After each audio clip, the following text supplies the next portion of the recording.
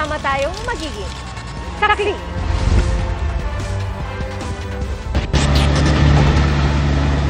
Mga kapuso, bago sa saksi, nasusunog pa rin ang imbakan ng recyclable materials, gayon din ang 5 bahay sa Barangay Katmon, Malabon. Ayon sa Fire Marshal ng Malabon, mag-aalas 2:30 ng hapon sumiklab ang apoy. Sa ulat ng Super Radyo DZBB, nagsimula ang sunog sa barracks ng katayan ng piyesa ng sasakyan. Kumalat umano ang apoy sa katabing junk shop kung saan maraming nakaimbak na plastic at goma. Mag-alas 5 ng hapon patuloy ang pag-apula sa sunog. Sa ngayon, under control ang apoy pero hindi pa fire out. Patuloy na inaalam ang sanhi ng sunog at kung ilang pamilya ang apektado.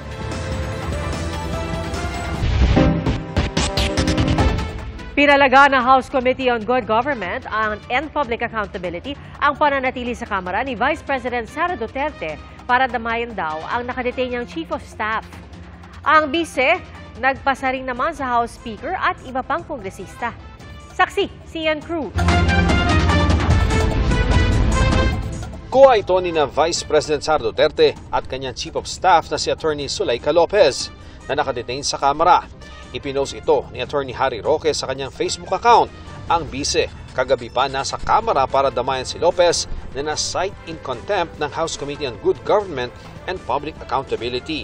Ito ay matapos lumabas sa pagdinig noong Miyerkules na sinulatan ni Lopez ang Commission on Audit para sabihin itong huwag sundin ang subpina ng Kamara na nagpapasumite ng mga audit report tungkol sa confidential funds ng OVP. She is in high spirits. Actually, napapatawa ko pa siya. Nagpapasalamat kami kay Congressman Joel Chua dahil sa mga requests, binibigay naman niya yung mga requests ni Yusek Lopez. And yung mga requests ko, sabi ko to visit, subject to their rules doon sa detention center, umuon naman siya. Nagpalipas ng gabi si VP Sara sa opisina ng kapatid na si Congressman Paulo Duterte kahit pinakiusapan ng House Sergeant at Arms at pinatayan na ng kuryente. If they could possibly already leave the premises, as there's always a practice during long weekends that we turn off power in all our buildings. Actually, pinuntahan ako dito ng Sergeant at Arms kanina. Nakipag-meeting siya sa akin. We sat down and we talked and then he leave. And no, I will not leave. Sabi niya, I need to do my job. You need to leave. Sabi ko, ano bang gagawin mo? Bubuhatin mo ako palabas. Sabi niya, hindi naman. I will just escort you out. And then he said, again, you need to leave, you need to leave. Paulit-ulit. I said na, alam mo sir, ganito na lang gawin natin. No? Yung boss mo, congressman. Yung may-ari ng opisina na ito, congressman. So sir, why not? Sabi ko sa kanya, i-elevate natin sa kanila dalawa ang pag-uusap. Huwag tayo yung mag-usap dito. Meron tayong, kumbaga, impasse dito. Hayaan natin sila kasi pareho silang congressman.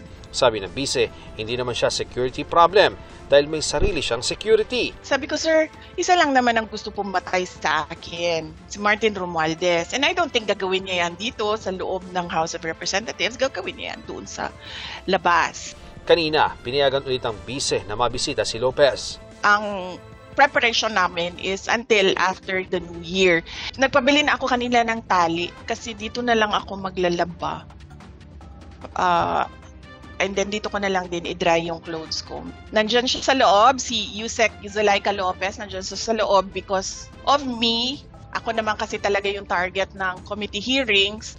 Sabi ni Congressman Joel Chua, chairman ng komite, sumulat ang bise para hilinging makasama si Attorney Lopez sa kanyang detention hanggang November 25.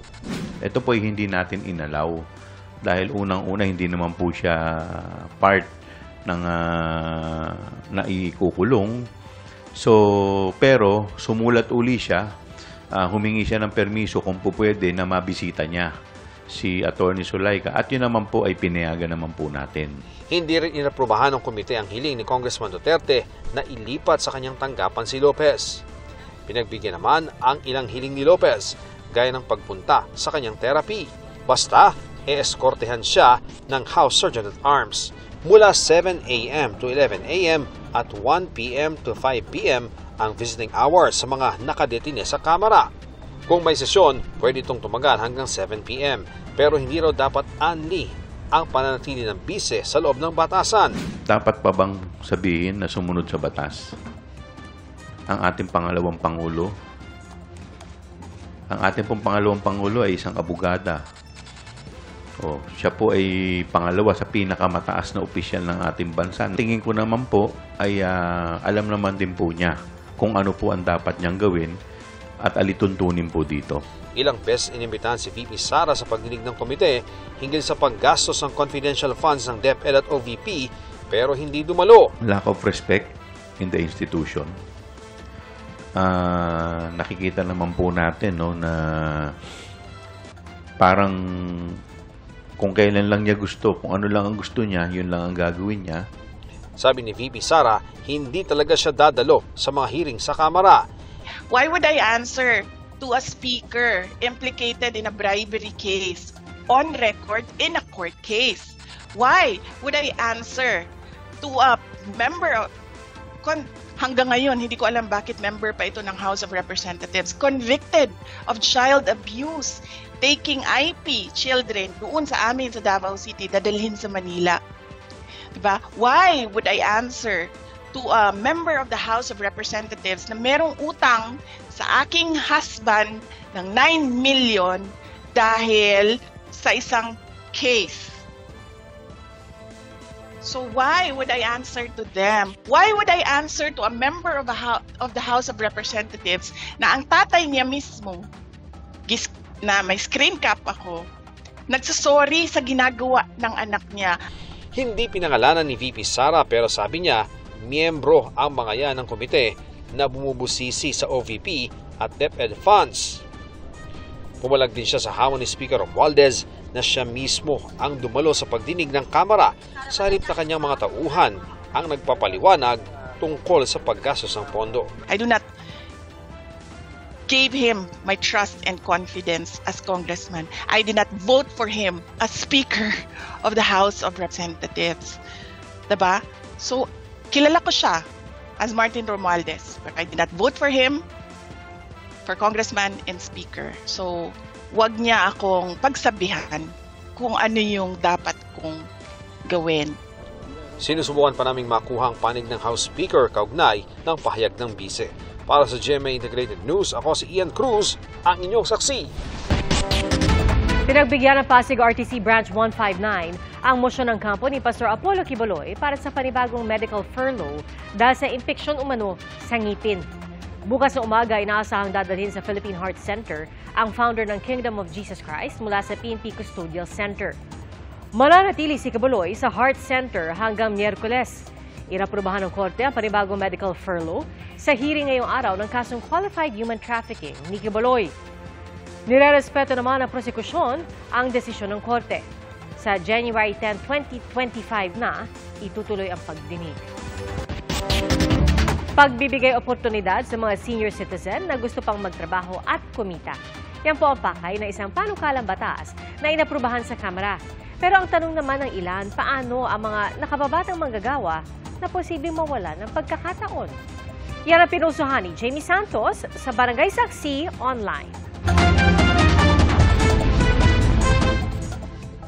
68 years old na si Tatay Arnel Bugayong pero sa halip na mag-enjoy na lang sa bahay, pinili niyang mag-apply ng trabaho sa isang fast food chain sa Maynila. 5 buwan daw ang kontrata niya at gusto pa niya sanang ma-extend. Ang tawag nila sa akin doon, tatay. Tatay, doon ka na lang sa second floor ha.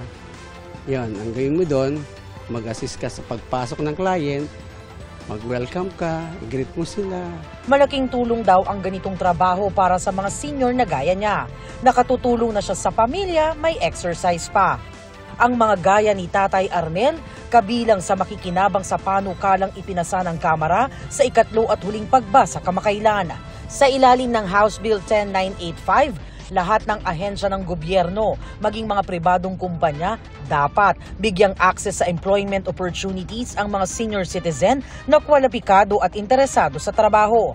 Kabilang sa pwedeng trabaho ng mga senior ang clerical, secretarial, consultancy o janitorial services. Gayun din ang pagtuturo, event organizing, kitchen help, sales assistants, business process outsourcing o BPO, volunteer works at iba pa. May dagdag tax deductions din ang mga pribadong kumpanya na may senior na empleyado.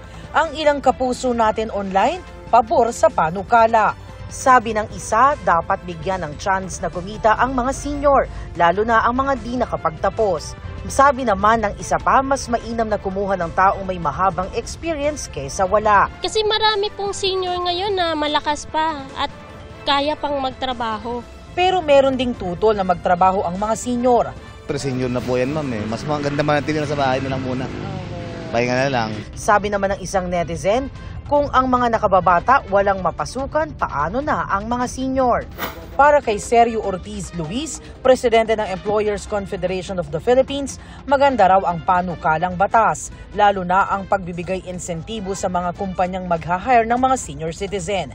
Pero sa pagbibigay ng trabaho sa mga senior, may iba namang mga fresh grad at iba pang naghahanap ng trabaho na mawawala ng pagkakataon. Tumaas ang life expectancy ng mga tao, yung dati nating sinasabi retirable, napakalalakas pa. That's one fact. The other fact is, there is shortage of work in the country.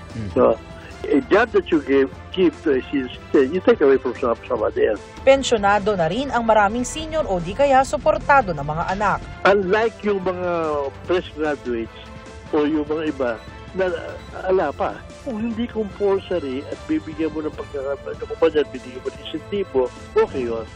Si Aling Susan, miyembro ng Senior Citizens Club, may sarili siyang negosyo. Hindi ka maghihintay na bibigyan ka lang ng anak, na kailangan mo pa, na kahit yung panggamot, hingin mo pa. Kaya kahit pinapatigil na siya ng kanyang mga anak sa kanyang negosyo, tuloy ang trabaho. Tayo mga Pilipino masisipag, di ba?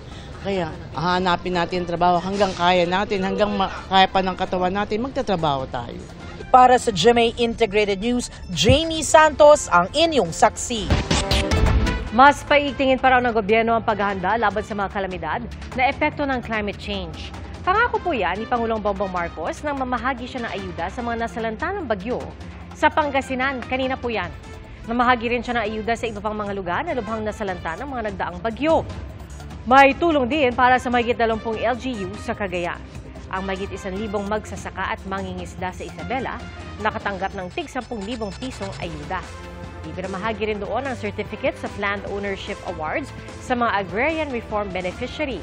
Pumunta rin ang Pangulo sa Nueva Vizcaya para mag-abot ng tulong sa mga nasalanta.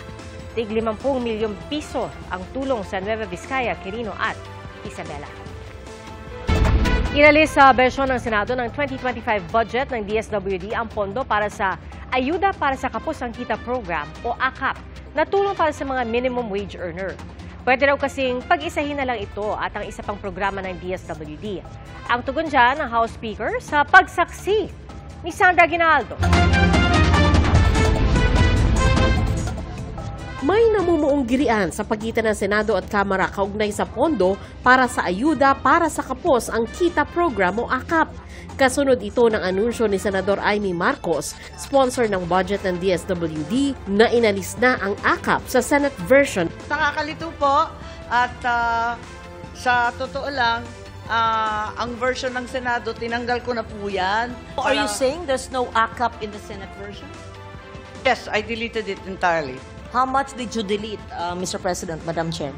Yes, 39 billion which was added in the House version and 41 billion added for AIX. Pwede raw pag-isahin na lang ang AKAP at ang mas naunang AIX o assistance to individuals in crisis situation. While we recognize the necessity of immediate relief by direct financial assistance, it's imperative that we focus also on social protection initiatives, foster long-term development and self-reliance rather than creating a new ayuda nation. Ayaw natin nun, ano? Taong 2024 nang unang ipatupad ang AKAP na layong protektahan ang mga minimum wage earner sa epekto ng inflation sa bilihin. Ayon sa isa sa mga nagsulong nito na si House Speaker Martin Romualdez, nagbibigay ang AKAP ng 3,000 hanggang 5,000 pisong ayuda sa mga qualified beneficiaries. Pero kontrobersyal ang AKAP na binabatikos ng ilang senador dahil wala noon sa proposed 2024 budget ng DSWD at wala rin sa ipinasang bersyon ng budget sa Kamara at Senado. Bigla na lang daw itong sumulpot sa bersyon ng Bicameral Conference Committee noon. Sa 2025 budget, triple ang inilaang pondo para dito mula sa 13 billion pesos noong 2024, nasa 39.8 billion pesos ito para sa 2025.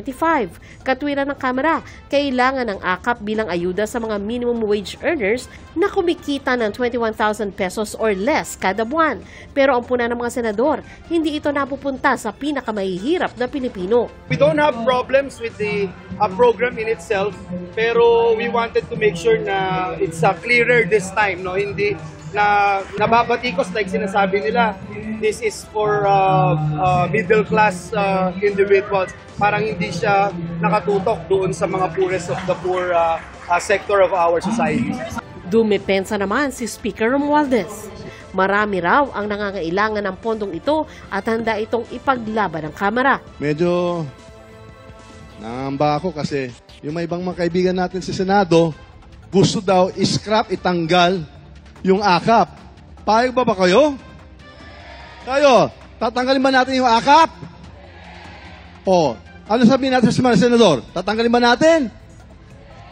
Inutusan na ni Romualdez ang House Appropriations Committee na sikaping maibalik ang AKAP kapag tinalakay na ang national budget sa Bicameral Conference Committee. Sa Senado, ay hindi yata nakakaintindi yata kasi hindi yata sila bumababa masyado. Nakikita po natin ay ito po ang atol itong gusto ng mga kababayan po natin, itong napro ng programa galing sa DSWD. Kaya sasabihin ko na sa ating mga kaibigan sa Senado, umikot na lang muna kayo at tanong mo muna sa taong bayan kung anong gusto nila. At nakikita ko po sa lahat ng pinupunta natin, gusto at napapupura itong programa. Para sa GMA Integrated News, Sandra Aguinaldo, ang inyong saksi. Mga kapuso, 33 araw na lang, Pasko na. At sa mga naghahanap ng mapupuntahan ngayong weekend, pwede po sa Christmas Bazaar sa Valenzuela. Marami pong pagpipilian pagdating sa pagkain at sa kalapit na People's Park naman, nagpapaningning ang Tree of Hope. At saksi live, si Jamie Santos. Jamie, Paskong Pasko na ba? Pia, it is the season to be jolly and merry, kaya tara nang damhin ang diwa ng Pasko dito sa Valenzuela City sa kanilang Food and Christmas Bazaar. Tiyak makakahanap ka na ng perfect na gift para sa iyong pamilya at mga kaibigan. Samot-sari kasi ang makikitang paninda rito.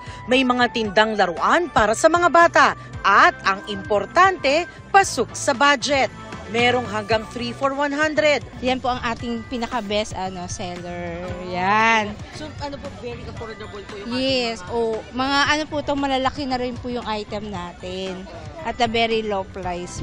Para tiyak naman na ma-appreciate at alam ng iyong reregaluhan na para sa kanila talaga ang gift, made it personal. May customized bags and kikay kits. Pwedeng pang gift, pang sa'yo lang, ganun. Bakit po magandang magbigay ng personalized? Kasi siya, parang tanggap mo sa'yo. May mga damit din na perfect pang OOTD ngayong Christmas. Ilan nga sa inabutan namin naghahanap na ng pangregalo sa Pasko. Ang hinahanap po namin, ang alkansya po. Kasi student po kasi important po makapag-ipon. Kung masarap na pagkain ang hanap, lahat ng paboritong street food at lokal na potahe matitikman din dito. Sa inyong pag-iikot sa Valenzuela City, huwag ding palagpasin ang pagdaan sa kanilang Tree of Hope na nagbibigay ng saya at liwanag sa Valenzuela People's Park ngayong Christmas season. Kaya naman paborito itong puntahan ngayon ng pamilya at magkakaibigan. Panay din ang kanilang pictures na nagagandahan at makukulay na pailaw. Tiyak ang fun dito for all ages dahil puno ng kasiyahan at saya ang lugar na perfect para sa buong pamilya ngayong Christmas season. At live mula rito sa Valenzuela para sa GMA Integrated News, ako si Jamie Santos, ang inyong saksi. Isa po sa mga layunin ng Noel Bazaar ang tulungan ng mga small and medium-sized enterprises o SMEs. Kaya po sa mga balak mag-Christmas shopping this weekend, pwede po kayong pumunta sa World Trade Center sa Pasay City. May panregalo ka na, nakatulong ka pa. Saksi, si Katrina Son.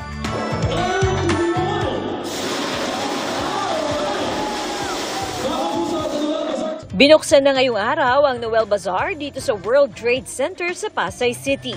Sa pangunguna ni Ricky Escudero Katibog, Executive Vice President and COO ng GMA Kapuso Foundation, Mayos Gozon Bautista, President and CEO ng Cut Unlimited Incorporated, at GMA Kapuso Ambassadors na sina Kailin Alcantara at Kylie Padilla.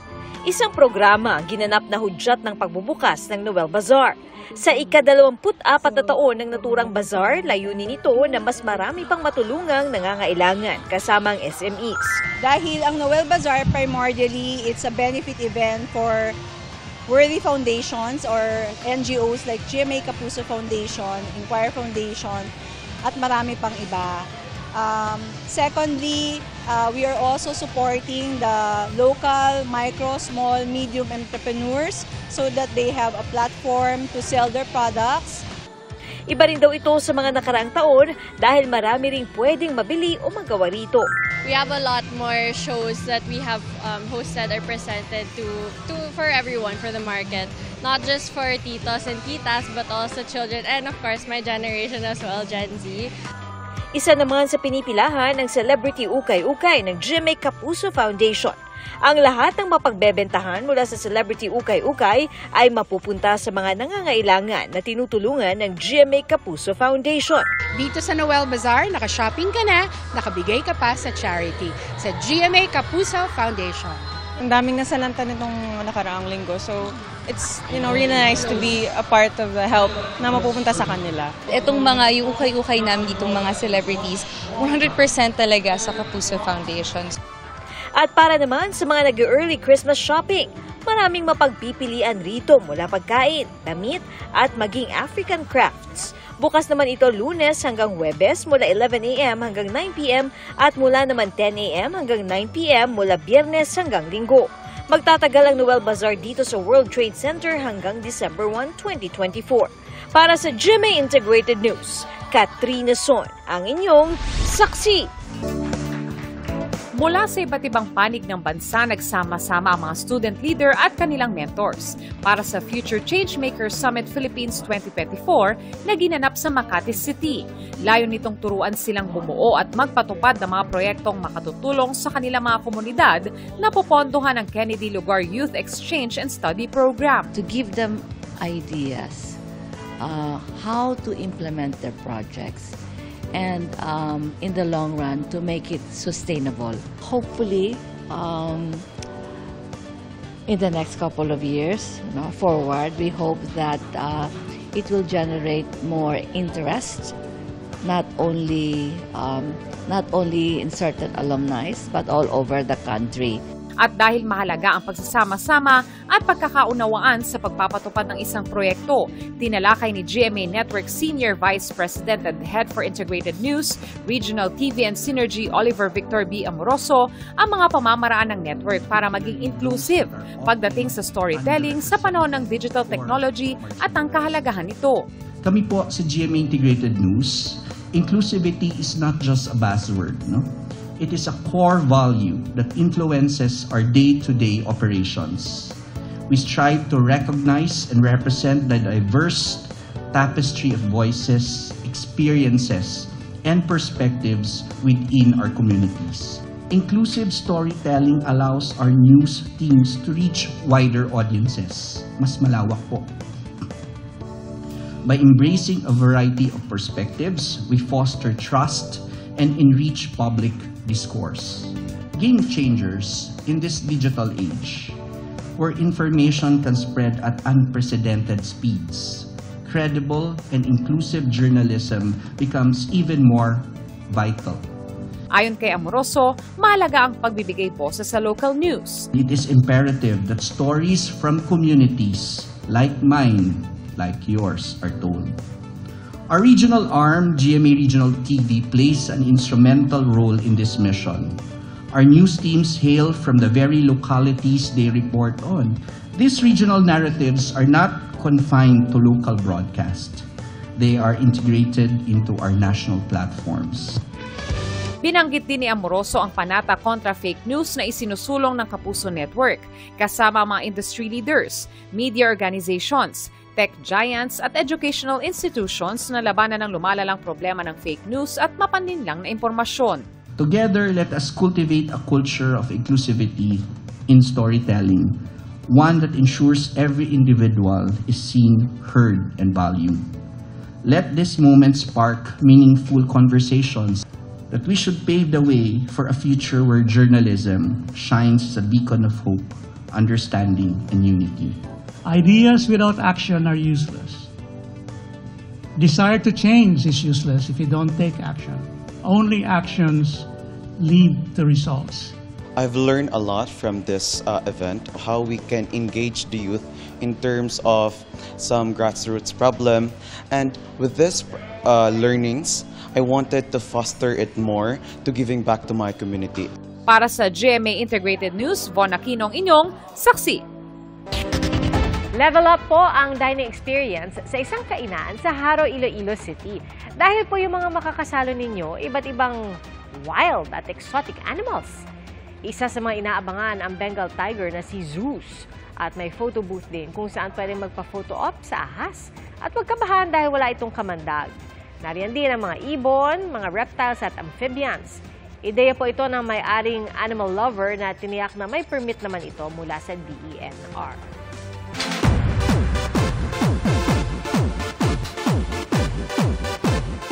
Hello, new milestone para sa Hello Love Again dahil ito na ang highest grossing Filipino movie of all time.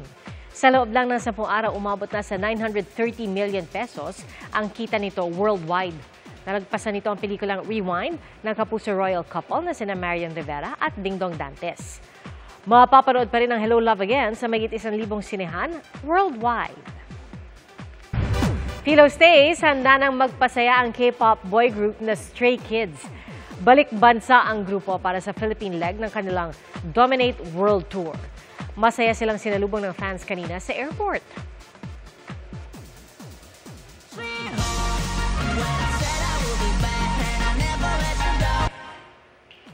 Isa pang ikina-excite ng K-pop fans, lalo na ng VIPs, ang bagong pre-release single ni G-Dragon na Home Sweet Home.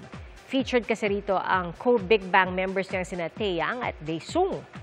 Naparenemis tuloy ang fans dahil huling nag-release ng kanta ang grupo noong 2022 via Still Life. Mga kapuso, salamat po sa inyong pagsaksi.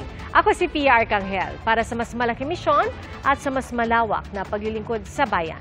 Mula sa GMA Integrated News, ang News Authority ng Filipino, hanggang sa Lunes, sama-sama po tayong magiging saksi. Mga kapuso, maging una sa saksi. Mag-subscribe sa GMA Integrated News sa YouTube para sa iba't ibang balita.